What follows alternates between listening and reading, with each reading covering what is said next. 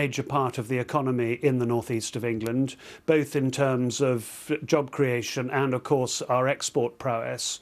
And indeed, there were all sorts of reasons that they would have looked at the plant in Barcelona or even the plant across in St. Petersburg, which is not within the EU, but has some other advantages. So, yes, we were concerned, but we're absolutely delighted that what we know is the most incredibly productive plant. I mean, after all, this plant makes nearly a third of all cars made in this country. It is very significant, and we're delighted that they're committing to it in this way. There's no timescale in the statement from Nissan. Is it your understanding that this agreement, this decision will go beyond the eventual departure from the EU, or is this just taking us up for another 2 years?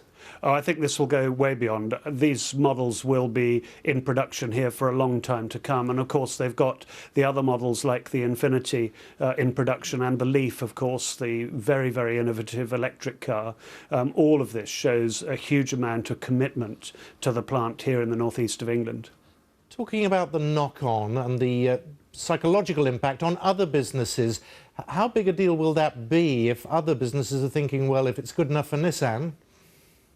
I think that's really important, because so many other, both foreign investors and indeed businesses in this country, who are undoubtedly thinking really hard about where their long-term future lies and where they may invest for the future, will look at this and think, well, Nissan, with all of the ability to analyse this in huge detail, if they can make this decision, it gives significant confidence to others. And when manufacturing is so important, and indeed we've seen the rise of manufacturing significantly since the credit crunch, and indeed our employment figures last month were really the best in the country. It shows that manufacturing is important, and we need others to continue to invest in the way that Nissan are now doing.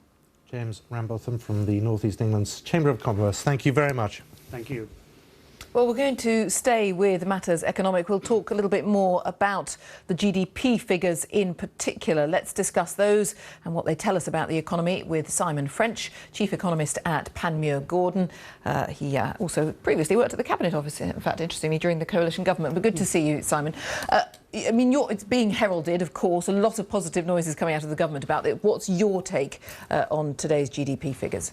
Well, I think it tells us the UK economy had quite a lot of momentum heading into the vote, and then subsequently not an awful lot has changed because we haven't left the European Union, we haven't triggered Article 50, and therefore those fundamental reasons why the UK economy is growing strongly, its competitiveness, its relatively flexible labour market, and an element of political stabilisation into the 7th year of a Tory-led administration, all that collectively actually gives the UK quite a lot to go on. Plus, we've had the recent devaluation of sterling, and you've heard in earlier reports that's managed to benefit the export sector, therefore has propped up some of the uncertainty that naturally came following that shock decision to leave the EU. So that's interesting. So a sort of slight